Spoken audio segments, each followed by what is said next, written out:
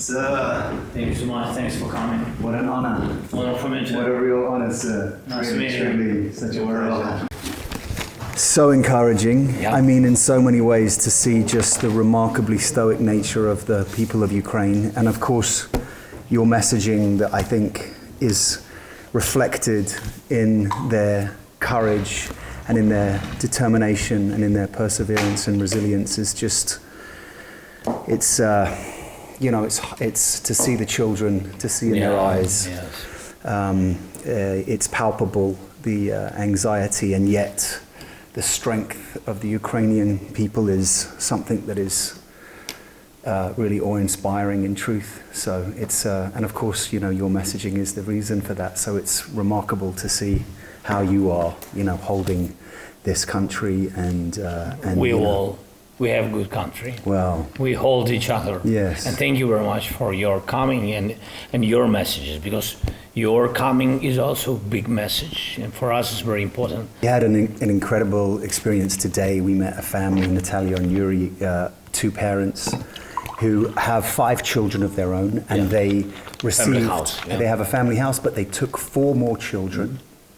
4 more children. Incredible people. Unbelievable people. Yeah. Took 4 more children, each that their siblings, took them into their home, they feed them, they take them to school. These children are not well, they have medical needs. That's the future for hopefully, that is the kind of future for children who are orphaned in this country, because obviously that's what UNICEF is advocating for, as opposed to institutionalized ways of raising children. We had I heard everything that was said today about the missing children and so on. And this is something that I think UNICEF is taking incredibly seriously, just as the rest of the world is watching. Of course, you know, he who shall not be mentioned was made a war criminal because of this, and it's so horrific what's going on.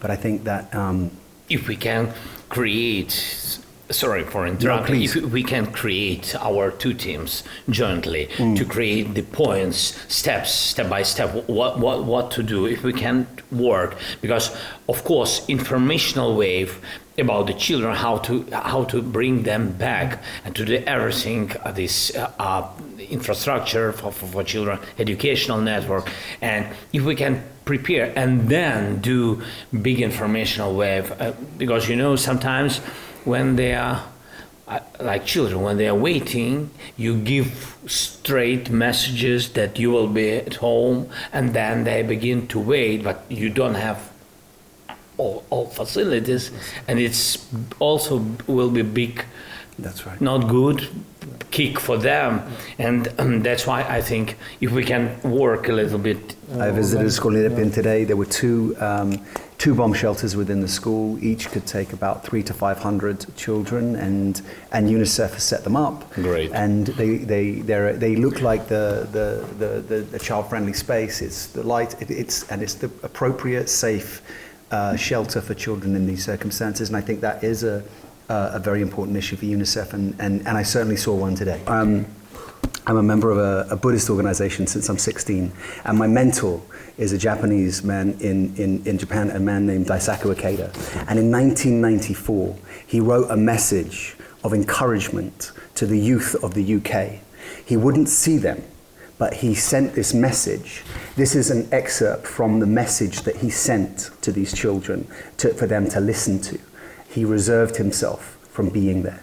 But I wanted to read it because I feel it's so important, and I had it written for you as well to read along. But it says, the times are changing from an age where power is justice to an age in which justice is power.